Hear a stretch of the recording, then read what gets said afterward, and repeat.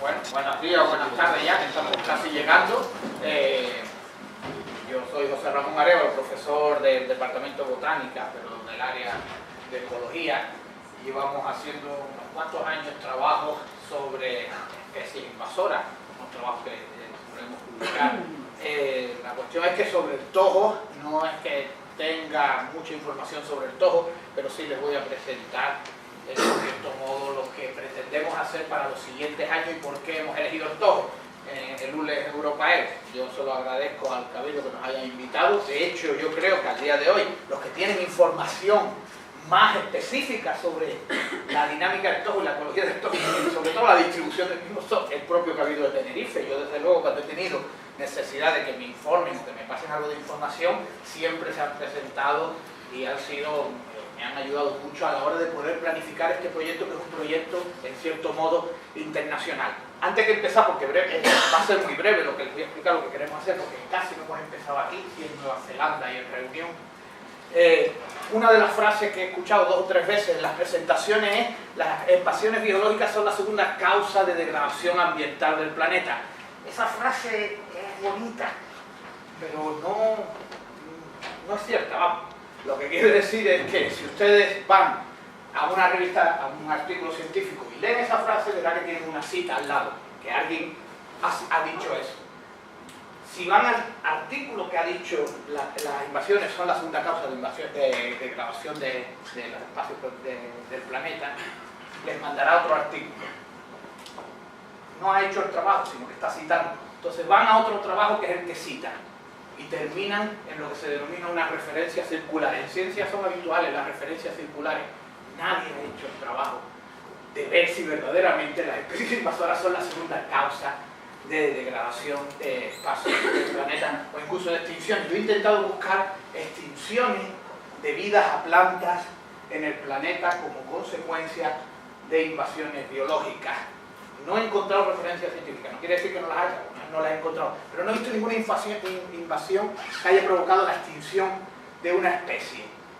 Con lo cual estamos a veces extrapolando una serie de resultados que además suelen venir de islas. Es verdad que las islas tienen unas características que las hacen especialmente vulnerables a las invasiones, pero que no se pueden generalizar.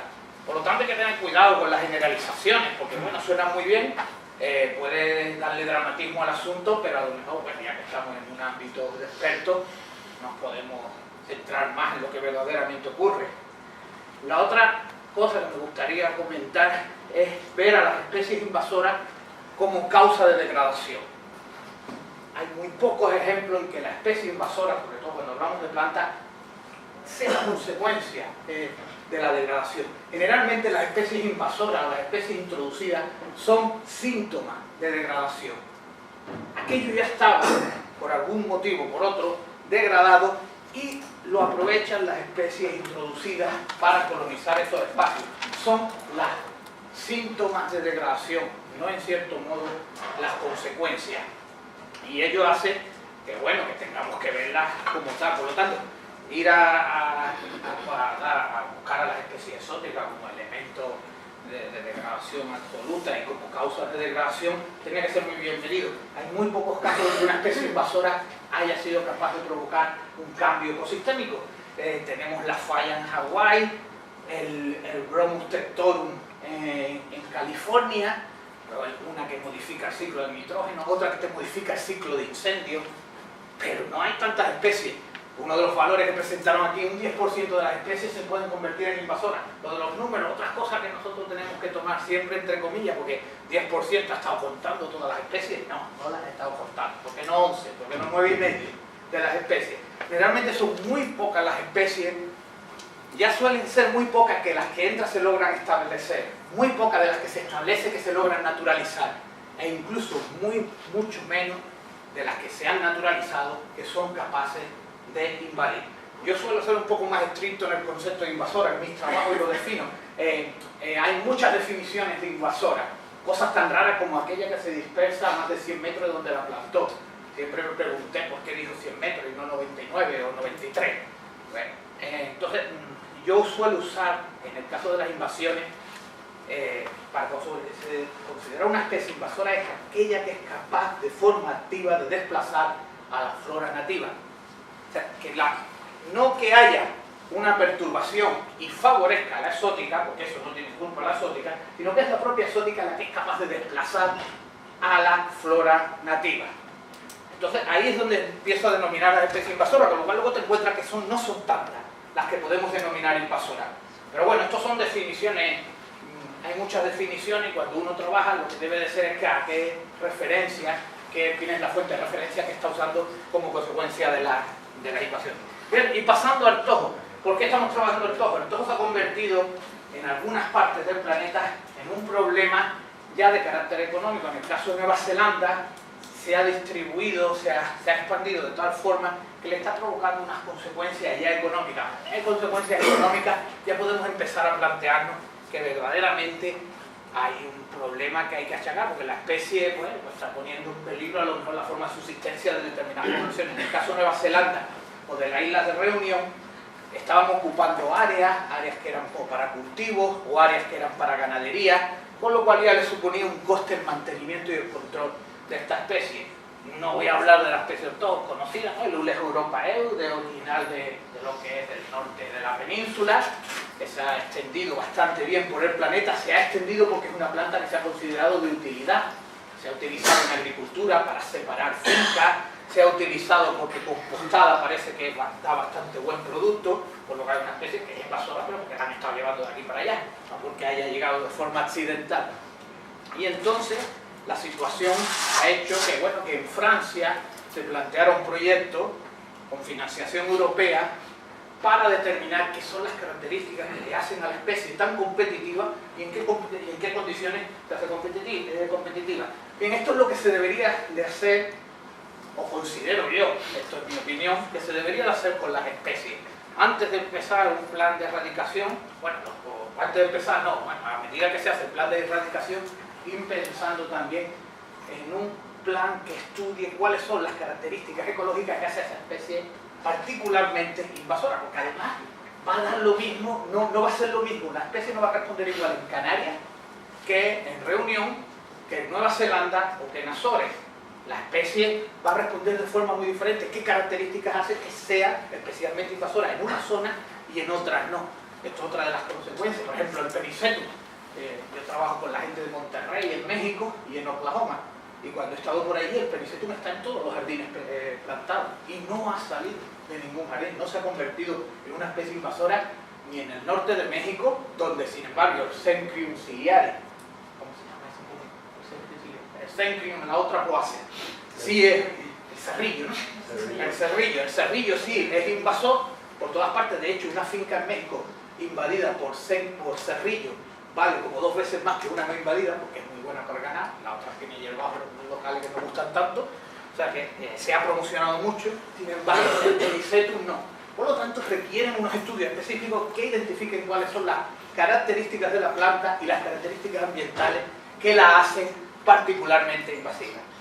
Y en esto consiste el proyecto. Básicamente, de forma breve, pues decir que en Nueva Zelanda se ha extendido bastante por medio de incendios y ganado. Los incendios lo han favorecido bastante. En Reunión se ha favorecido también su dispersión con las ovejas. En el caso de Tenerife, por la información que he podido adquirir y por las discusiones con los compañeros, pues han sido repoblaciones forestales, venían en los cepellones, suele estar vinculado a plantaciones de eucalipto o a plantaciones de pino radiata, o sea que son especies que a lo mejor han traído cepellones de fuera. Tratamientos post-fuego, como se han dado en algunas zonas de la isla, donde se ha removido el suelo después de un incendio. Si el fuego favorece a una especie como el Ules europaeus, imaginen lo que es además haber removido el suelo para favorecer que se aireen bien las semillas y puedan estar a gustito. Esto ha provocado que haya zonas totalmente invadidas. Pero es lo que vengo a decir. Entonces es el síntoma de que hemos estado manipulando aquello, no de que sea un invasor. Y después hay una visión positiva por parte de la población del tojo. No lo ven como una planta negativas. Y esto se está haciendo muy últimamente en todos los proyectos de investigación que se hacen con respecto a especies invasoras. Hay una parte sociológica, siempre hay un apartado de estudio de ver qué visión tiene la población local del tojo, qué es lo que hace que la gente no la vea mal y qué es lo que hace que a lo mejor pues, se le pueda cambiar esa perspectiva que tiene de una especie que podría estar generando alguna serie de problemas. Bien, para empezar el proyecto, lo que le hemos comentado es primero seleccionar, esto se ha dicho en varias de las presentaciones, seleccionar cuáles son las especies que estarían provocando los impactos verdaderamente más altos desde el punto de vista de la diversidad, que ya llevo 10. Desde el punto de vista de la diversidad. Entonces, el primer trabajo es reducir el paquete. Vamos a ir centrándonos en aquellas que verdaderamente tenemos identificadas como problemáticas. No, es una cosa, esto es un ejemplo, cuando llegó el ministro Huera aquí, dijo que quitaba todos los campus de excelencia de España, quitaba toda la financiación de los campus de excelencia de España. Y se le preguntó, ¿pero por qué quita la financiación 3 o 4 millones a los campus de excelencia? Y dice que cuando llegué al ministerio me encontré que todos los campus de España de universidad eran de excelencia. Por lo cual quiere decir que ninguno lo es. Pues con las especies invasoras igual, si a todas le montamos una historia de que son extremadamente peligrosas, al final va a dar la sensación que ninguna lo es, y no confundir aparente como peligrosa desde un punto de vista ecológico. Una especie aparente, por ejemplo, el rabo de gato, a mí me parece mucho más aparente que peligrosa. No quiere decir que no se haga todo lo que tiene que hacer, pero me parece más aparente que peligrosa. Hay otras que pueden tener otro tipo. Bien, la propuesta es trabajar con metadatos de distintas partes del planeta, responder, hacer unos trabajos a distintos gradientes ambientales. En el proyecto del Cabildo yo creo que le he pasado la propuesta y esperamos contar con su colaboración. Un análisis genético, otra de las cosas que se habla mucho, que yo lo veo más leyenda que otra cosa, es que las plantas mutan y se hacen más invasoras. No tanto mutan, lo que pasa es que las plantas son fenotípicamente muy plásticas. Entonces tú la mueves de un lado a otro y la tía coge esa parte del genoma que necesita, no necesita mutar tanto. Y análisis del impacto social. Este es básicamente el proyecto, que son como 150 páginas, pero reducido en metadatos, diferentes ambientes, genética y análisis de impacto social. Y en Tenerife trabajaremos haciendo este gradiente ambiental. Tenerife es el mejor laboratorio de ecología del mundo. O sea, yo si trabajara en bioquímica estaría limitado porque no tengo los mismos medios que el Michigan Institute of Technology. Pero en ecología tengo limitaciones básicamente mentales. No tengo ningún tipo de limitación. Y esto va a ayudar mucho, este gradiente ambiental tan abrupto que hay en una isla como Tenerife, para valorar cómo la especie es de competitiva a distintos gradientes. Los viveros, trabajo en viveros, que vamos a hacer para hacerle trastadas a la planta y determinar cómo compiten mejor, y sobre todo cámaras de germinación. Esto sería un plan que podría ser protocolo con adaptaciones para otras especies, pero lo que sí es un plan largo, de 4 o 5 años. No quiere decir que no haya que hacer la gestión hasta que se haga el estudio, pero sí que si tenemos identificadas especies con particular peligro, sí deberíamos aplicar esto también paralelamente para profundizar en el conocimiento. Muchas gracias.